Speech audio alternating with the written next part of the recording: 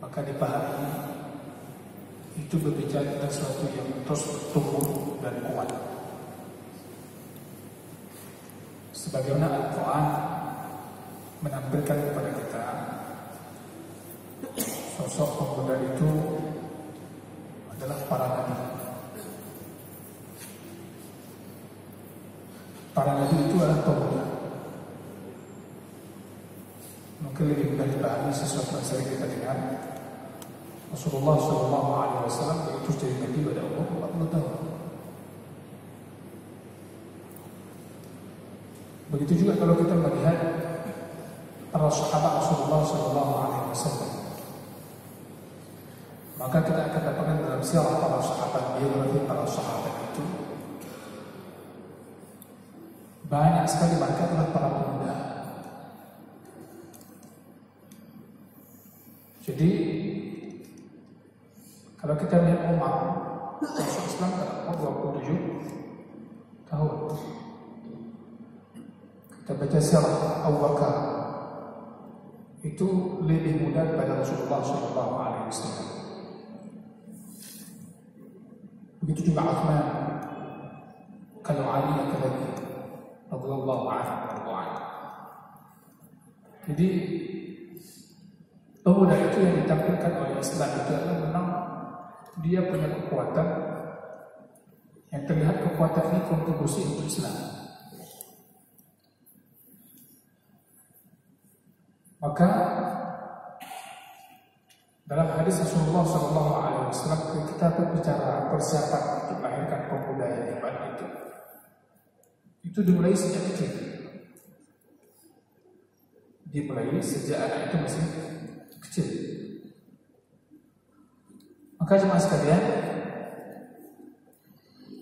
kita perhatikan hadis Rasulullah SAW ketika berbicara kepada orang tua untuk melatih dan memerintahkan anaknya untuk sholat.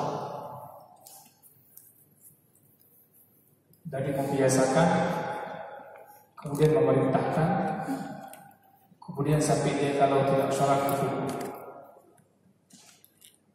Jadi persiapan untuk memasuki masa taklif itu, masa untuk menjalankan beban syariat itu, prosesnya lama, bertahun-tahun. Untuk melahirkan pemuda yang bisa diharapkan tadi bisa menjadi pemuda yang dia punya kekuatan untuk bisa menjauhkan diri pada kemaksiatan. Maka di antara pola yang bisa kita pahami pada waktu ini adalah pola yang Rasulullah didik adalah pola bagaimana mendidik anak itu tumbuh dalam ketaatan. Nasya'a fi ibadatillah. Dia tumbuh dalam ketaatan kepada Allah Subhanahu wa taala. Di antara bentuk ketaatan yang paling penting adalah dan yang paling pertama dihasab oleh Allah Subhanahu wa taala antara manusia dan Allah adalah berkaitan dengan salatnya. Awal ma yuhasabu bihi 'abdu yawm al-qiyamah as-salat. Yang pertama dihasab oleh Allah di hari kiamat adalah salat. Maka pemuda itu, anak-anak itu dididik sejak kecil adalah bagaimana dia biasa dan dekat dengan salat. Sehingga ketika dia masuki masa lalu, dia beban salatnya bukan jadi beban lagi bagi orang lain. Dia bisa termusik. Masalahnya hari ini, betapa banyak anak muda tidak merasa beban. Padahal Allah Subhanahu wa taala dengan syariat itu memberikan beban dengan taklif. Namun disayangkan apa? Dia masuki masa balik tidak terkonsep dalam dirinya. Dia ada beban. Padahal dia sudah menjadi mukallaf. Kita membahas kata-kata taklif mukallaf itu cukup. Pertanyaannya, kok bisa lahir anak muda? Pada umumnya hari ini anak muda kita yang dia masuk masa balik seakan-akan lepas beban. Buktinya apa? Di saat dia belum masuk masa balik, umumnya anak pergi ngaji, pergi ke balai, pergi TPA, lagi semua. Ya kan? Kelihatan banyak anak masih itu soleh, sehingga dibelilah dia pakaian sosok ini kepribadian yang saleh. Tapi begitu dia masuk masa balik, sepertinya berubah. Ini pasti ada sesuatu yang mesti dievaluasi. Maka kita ingin melihat bagaimana Al-Quran melahirkan anak muda itu, sehingga dia betul-betul memahami, sehingga dia betul-betul keadaan dunia yang memfitnah hidupnya, keimanannya, dia bisa awasi diri, dia bisa jauhkan diri. Maka perhatikanlah misalnya surah Luqman. Surah Luqman yang Allah Subhanahu wa taala sebutkan kepada kita bagaimana seorang Luqman mendidik anaknya. Di antara kurikulum Luqman, kurikulum Luqman kepada anaknya adalah yang pertama, ketauhidan yang tidak menyekutukan Allah Subhanahu wa taala. Sampai berikutnya masalah berbakti kepada kedua orang tua.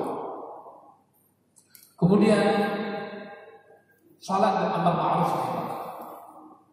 Ya bunayya aqimis salata wa'mur bil ma'ruf wanha 'anil munkar wasbir 'ala ma asab. Ini salat ini jika sudah benar dididik, dia tepati dalam hatinya, dia terjaga dengan baik, maka yang diperintahkan bagi anak ini bukan hanya dia salat, akan tapi juga dia akan amal ma'ruf nahi munkar, dan dia akan sabar terhadap apapun yang akan menimpanya. Benar-benar dia itu sabar apa yang akan menimpanya. Maka lahirlah anak-anak muda yang bukan hanya dia salat, apalagi salat di rumah, akan tapi dia ngajak orang salat, bukan sebaliknya ngejek orang salat. Ini yang terjadi hari ini masalah problemnya adalah sebahagian anak muda kita, dia nggak salat, habis itu ngejek orang salat. Seharusnya dia salat, dia ngajak orang salat. Berarti jemaah sekalian, untuk mencapai sesuatu yang bisa menjaga kita daripada sesuatu yang tidak diinginkan oleh agama ini adalah kita mulai dengan salat itu sendiri. Maka usaha untuk mencapai inna salata tanha 'anil fahsya'i wal munkar ini butuh pada proses, butuh pada usaha yang mana mesti dilandasi oleh keimanan, keyakinan bahwasanya Allah Subhanahu wa taala, Allah tidak memberikan janji dan harapan kepada kita, melainkan janji itu benar. Janji itu benar. Namun ingin dilihat usaha kita. Walladzina jahadu fina lanahdiyannahum subulana. Jadi jika salat orang itu benar, maka yang dikhawatirkan tadi seperti tema yang disampaikan tidak akan muncul. Jika salat itu tidak benar, belum sempurna, belum baik, maka yang dikhawatirkan itu akan terus ada. Maka ada ulama mengatakan, jika kita berzikir kepada Allah, salat, namun hati kita belum tenang, hati kita belum tenang. Nah, itu menunjukkan bahwasanya itu hatinya belum salat. Padahal Allah mengatakan alladzina amanu wa tatma'innu qulubuhum bidzikrillah. Ketenteraman hati, ketenangan jiwa itu didapatkan dengan zikrullah. Tapi ada orang salat, orang zikir, namun dia enggak dapat ketenangan tersebut. Menunjukkan hatinya belum zikir. Karena Allah janjikan ketenangan dalam hati. Maka dikatakan berarti selama ini dia salat hanya berupa gerakan. Ketika dia melakukan zikir-zikir, berzikir dalam salat dan di luar salat, itu hanya berupa gerakan dia juga. Maka jangan bahagia. Ini untuk mukadimah yang kita sampaikan sebagai pada subuh terbaik ini, bahwasanya perisai utama bagi seorang muslim adalah bahasa umumnya zikrullah. Bentuk zikrullah yang ada orang sholat. Allah mengatakan aqimus sholata lidzikri. Maka jika ini diperbaiki, insyaallah kekhawatiran kepada hari ini yang muncul pada pemuda adalah syahwat, itu akan bisa terjadi. Tidaklah seseorang itu terjerumus kepada syahwat, melainkan karena mereka menyia-nyiakan sholat. Fakhalafa min ba'dihim khalfun adha'u sholat wattaba'u syahwat. Karena mereka menyia-nyiakan sholat dan mengikuti syahwat, akhirnya neraka akan kembali mereka berakhir. Jamaah sekalian, mungkin itu mukadimah pada kegiatan kita hari ini. Selanjutnya mungkin ada berikan saran, masukan, tanya jawab kepada teman-teman sekolah. Terima kasih. Ustaz yang dimuliakan Allah, kalaulah kita melihat ke belakang, yaitu misalnya Imam Syafi'i umur 15 tahun sudah menjadi mufti. Kalaulah kita melihat Muhammad Fatih umur 21 tahun sudah menakluk yaitu Konstantin. Ini bagaimana pendidikan yang ditanamkan kepada dua sosok ini, dan masih banyak contoh-contoh lain kalau kita lihat. Karena hari ini kalau 15 tahun kita sekarang baca Quran kadang-kadang pas-pasan ataupun masih seorang SMP. Kemudian kalaupun bicara Muhammad Fatih berperang, kita pun belum pernah melihat. Kadang aku pun belum mengikuti perang. Tapi ini 21 tahun. Ini mungkin dengan dua sosok ini yang akan dalam angkat apa rahasia di balik keberhasilan dua orang ini. Misalnya jazakallahu khairan. Assalamualaikum warahmatullahi wabarakatuh. Terima kasih kepada Bapak Ustaz. Pertanyaan saya, bagaimana menghadapi kendala ketika kita mengajak sahabat ataupun teman kita untuk salat berjamaah subuh, hanya mengikutinya 1, 2 atau 3 kali saja. Setelah itu dia tidak mau ataupun tidak istiqomah. Bagaimana cara yang terbaik sehingga ketika kita ajak teman kita untuk salat subuh berjamaah, dia istiqomah dan sampai seterusnya istiqomah. Terima kasih. Assalamualaikum warahmatullahi wabarakatuh. Waalaikumsalam. Bagus. Jadi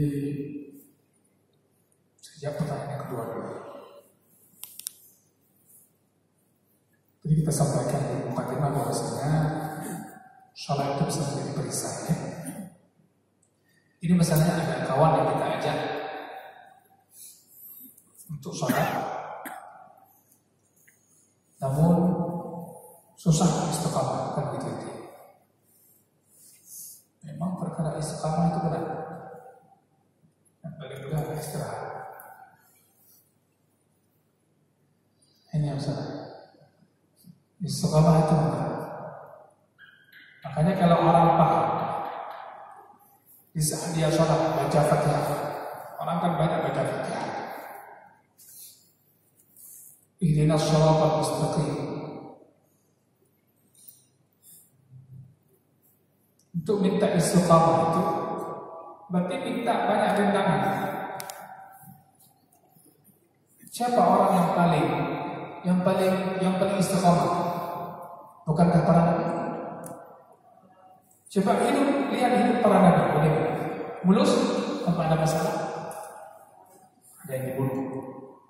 Bani Israil itu banyak bunuh Nabi. Hidup Nabi Muhammad SAW, bagaimana persoalan yang berbeda? Kadang orang tidak mau istiqamah dalam satu ketaatan, begitu lihat ada apa? Yang gak ada goda itu mereka bunuh. Sebenarnya diuji istiqamahan seseorang kalau dengan macam-macam seperti itu tidak ujian. Seperti juga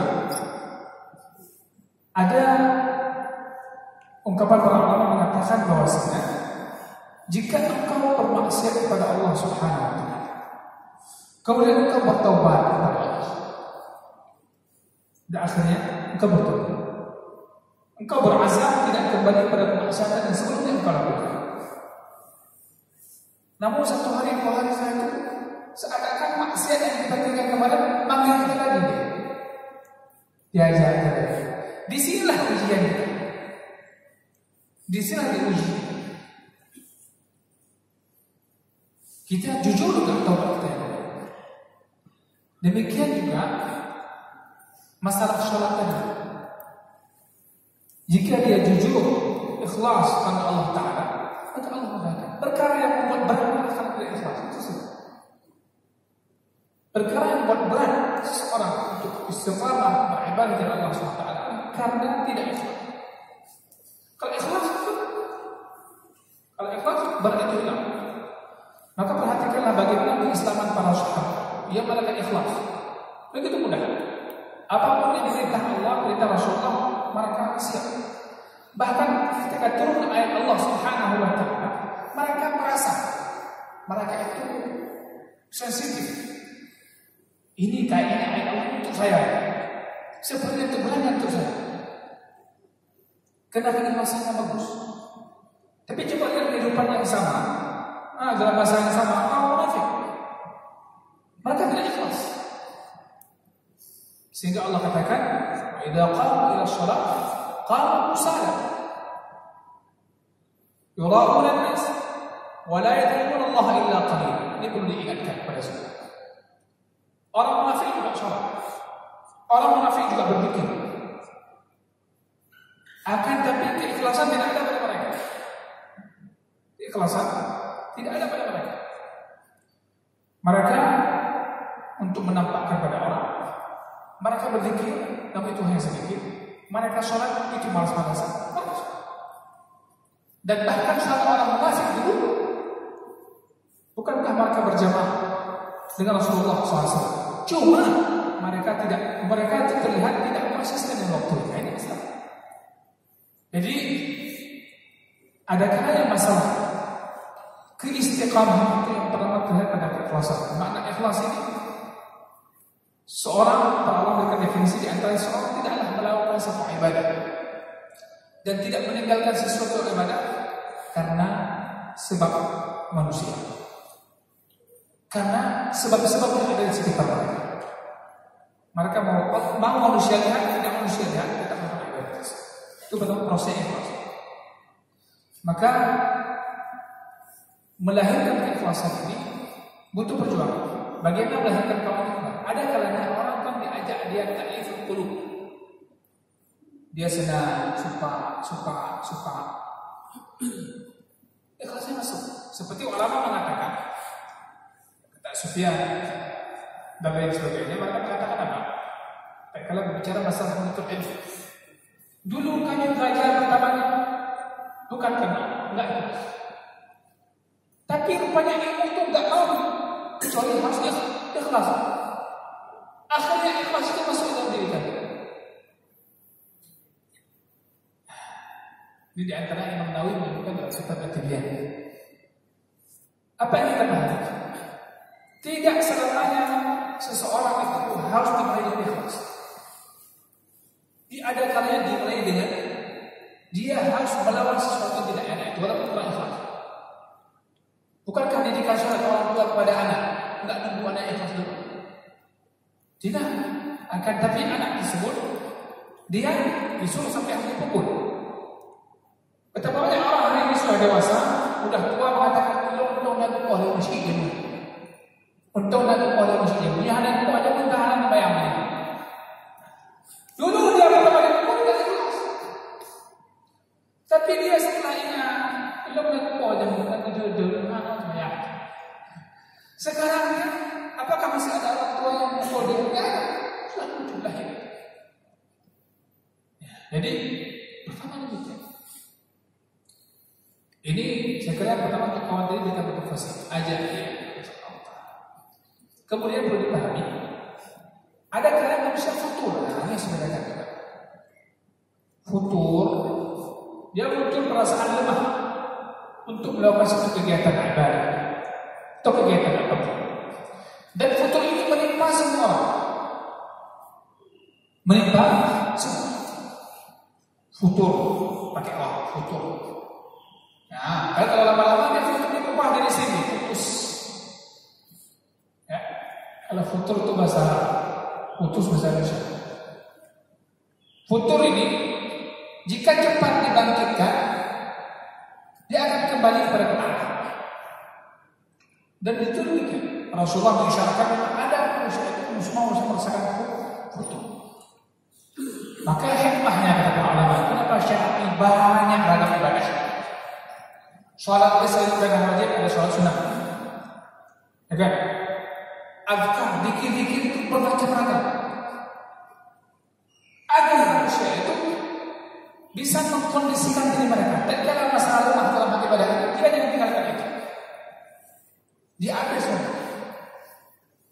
Wajib dia jadi, sunnah itu dia lepas. Tapi ada sunnah yang dia tidak tinggalkan. Ada orang yang tidak salat duha, tapi qabliyah ba'diyahnya ada dulu ya. Ada manusia itu. Ya, jadi saya mengatakan yang pertama, kawan tadi bisa jadi dia bukan tidak ikhlas dengan vonis munafik. Kita coba ulang tahan kedua. Dia futur, karena futur juga menimpa orang beriman. Futur. Maka ini kalau futur pendekatan motivasi. Kawan bukan untuk dijauhi. Jika dia sebelumnya melakukan maksiat sebelumnya. Maka Ibnu Utsaimin rahimahullah mengatakan dalam kitabnya apa? Seseorang itu dibenci sekadar kemaksiatan dan dicintai sekadar keimanannya. Jadi jangan gara-gara satu kesalahan kemaksiatan dilakukan kita benci mutlak dia. Nah ini kebermudahan begitu. Tidak demikian. Konsep Rasulullah karena al-bughdu fillah wal hubbu fillah. Dia sekadar keimanannya seperti apa kita berinteraksi, sekadar itu juga kita untuk menasihati. Kalau dia misalnya sholatnya misalnya, baik kebelah mulai yang sholat, baca Rabu gak ada sholat, kawan itu berpengaruh, maka kesalahan yang datang pada kawan. Mungkin selain kita lihat kalau diri kita mungkin cari siapa kawan yang kira-kira berpengaruh sama dia. Nah, jadi ada dalam mengatakan jika kawan yang banyak yang menjadi adalah kawan-kawan yang baik, ya kan? Maka dia akan tertarik ke bi'ah lingkungan. Sampai-sampai para ulama mengatakan jika seorang ingin beli rumah, maka lihatlah tetangga dulu. Al-jar qabla ad-dar. Tetangga sebelum beli rumah. Kenapa? Ini itu bisa menarik pengaruh. Ya, baik mungkin itu ini zakari. Yang pertama konsep ikhlas yang perlu diperluas pembahasannya. Kedua konsep futur. Kalau kawan tadi mungkin kita akan dia futur, mesti diingatkan, terus diingatkan, diajak dengan sering diajak.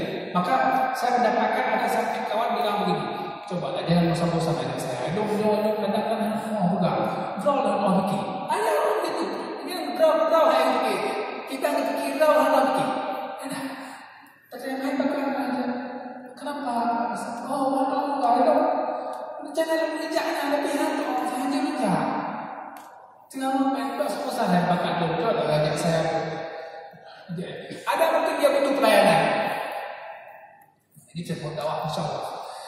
Ada orang butuh pelayanan. Dia kalau sudah datang sendiri nggak bisa. Mungkin belum diajak modal dulu. Dia modal dulu pelayanan. Nggak jemput. Ada begitu. Dijemput. Jadi akhirnya dia terbiasa. Dan ketika sekali kita jemput dia, oh maafan, dia pengen dulu. Karena dia mungkin dia merasa betul. Ya, Allah Taala. Pertanyaan yang pertama tadi, itu Ramadan, bahwasanya masalah Al-Fatih dan Imam Syafi'i dan para ulama lainnya. Jadi ada yang menarik kalau kita baca para sahabat itu, para tabi'in dan setelah mereka. Ada satu tradisi yang hidup dan keluarga mereka. Mereka membaca sirah Rasul. Mereka membaca sirah Rasulullah SAW. Jadi kehidupan generasi terbaik itu selalu ada pada generasi setelah. Sehingga itu terwaris. Dan itu terus menjadi teladan. Bukankah orang hari ini kalau kita bicarakan generasi sahabat dulu, tabi'in, mereka bilang apa? Nyata. Karena saking mereka kenal. Padahal generasi terbaik dulu mereka mengajarkan tentang sahabat itu, tentang apa ataupun tabi'in, tentang tabi'in itu, insya Allah. Maka kita mengenal ada kitab para ulama Hilyatul Auliya Abu Nu'aim yang di situ membicarakan tentang biografi sosok-sosok orang-orang yang ahli ibadah, orang-orang yang zuhud di kalangan sahabat, tabi'in dan setelah mereka. Kitab Hilyatul Auliya. Maka yang hari ini kita sering mendengar fulan mengatakan demikian, barang siapa yang begini, itu kebanyakan yang dia tidak kira tahu. Hal itu saya diceritakan. Coba lihat generasi kita hari ini, anak muda kita hari ini, sahabat Nabi itu tidak tahu. Sejarah Nabi tidak dia kenal kecuali hanya pajak lahirnya. Itu saja. Tapi bagaimana Nabi berdakwah itu tidak ada. Ini bisa. Jadi sosoknya sudah hilang, ulwahnya tidak pernah ditampilkan. Maka tadi muncul pertanyaan, bagaimana Imam Syafi'i begitu? Bagaimana Al-Fatih begitu? Bagaimana ulama-ulama sebelum Imam Syafi'i juga begitu? Jauh. Akhirnya kita kok bisa demikian? Maka sebenarnya saya pernah katakan, ketika ada orang mengatakan kepada saya suatu hari, Ustaz cocok kali anak-anak seperti ini sekarang dah hafal Quran. Saya bilang udah terlambat. Tadi itu mengatakan 16 tahun ini saya bilang dari mufti. Saya bilang umur segini pun sudah terlambat. Terlambat. Coba baca kisah para ulama. Rata-rata umur 10 tahun ke bawah sudah hafal Quran. Kalau kita bandingkan dengan sejarah para ulama dulu, maka terlambat. Namun tidak ada istilah terlambat untuk berbuat taat, kebaikan dan perbaikan. Maka pada Imam Syafi'i rahimahullah yang terlihat adalah di antaranya peran orang tua. Baca kisah bagaimana ibunya Imam Syafi'i rahimahullah. Begitu juga Al-Fatih, peran orang tua. Saya melihat apa yang terjadi antara Imam Syafi'i dan kita hari ini, antara Al-Fatih dan hari ini, antara tokoh-tokoh sebelum Imam Syafi'i dengan kita hari ini, hilangnya peran orang tua. Kita sepakat atau tidak bila bisa diulang. Peran orang tua. Kalau tadi kita bicarakan Luqman, lahirnya anak yang saleh itu adalah peran orang tua. Lahirnya lihatlah kisah para nabi. Peran orang tua. Bagaimana didikan kepada anak? Dalam surah Al-Kahfi Allah sebutkan bagaimana dua anak, ya kan? Kisah Khidir dan Musa alaihissalam. Yang didapatkan dalam satu rumah yang sudah di bawahnya ada harta benda yang masih Allah jaga. Itu kenapa? Karena kesalehan orang tua. Yang para ulama mengatakan itu bukan kesalehan orang tua kamu, dimulai dari kesalehan kakeknya. Sampai dia mengatakan 70 turunan terjaga. Kesalehan orang tua. Jadi begini. Sehingga ada ungkapan yang bisa memberikan kesimpulan sementara yang tadi ditanyakan adalah generasi terdahulu, sahabat, tabi'in, dan seterusnya. Itu yang ada pada mereka adalah bukan hanya pemberian materi keilmuan, akan tapi qudwah, keteladanan. Ini yang hilang dah hari ini putus pada umumnya orang tua hari ini. Ilmu dikasih contoh. Ada gaji bagus, kasih ke TPA balai pengajian. Ya, si ibu dengan anaknya beda kontras cara berpakaian. Si anak Masa pergi ke TPA, ke tempat pengajian, bajunya Masya Allah lengkap muslimah. Ya? Si ibu pas jemput anak saya dengan pakaian yang terbuka auratnya. Kalau kita tanya si ibu, mau apa? Jadi anak solehah, Ustaz. Anak itu disebut keteladan. Begitu juga masalah sholat. Orang tua. Kita coba jangan lihat di masjid cuma anak-anak. Coba juga lihat orang tua. Lihat jumlah kakak dan lihat jumlah orang tua dan lihat anak-anak. Kalau kita tanya kenapa sholat? Orang tua ada suruh sholat. Ada. Orang tua ada yang sholat. Ada keluarga, satu keluarga nggak sholat. Sehingga saya kadang ada pernah dapat orang mengatakan kepada saya, Ustaz, gimana cara kalau jawab begini? Udah pengajian, udah saya beri dia ke sekian lama di pesantren, tapi kok pulang nggak sholat? Pulang nggak sholat. Kita tanya balik, bapak di rumah pernah sholat? Hai kamu, dah sholat? Mau mesti aja. Yang kedua, di lembaga pendidikan juga demikian. Tidak ada keteladanan, padahal kedudukan guru juga sama seperti itu. Tidak ada keteladanan. Bahkan ada sistemnya begini. Nyonya ibu,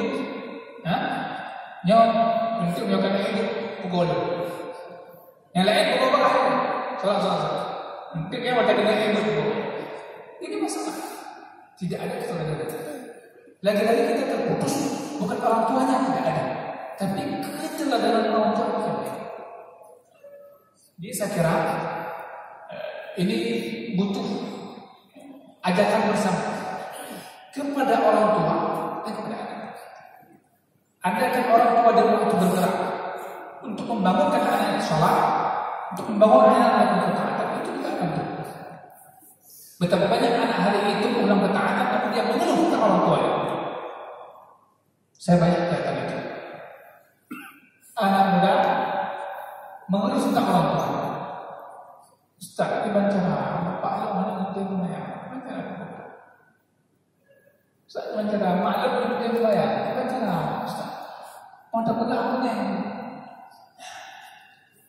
Ada contoh yang lain?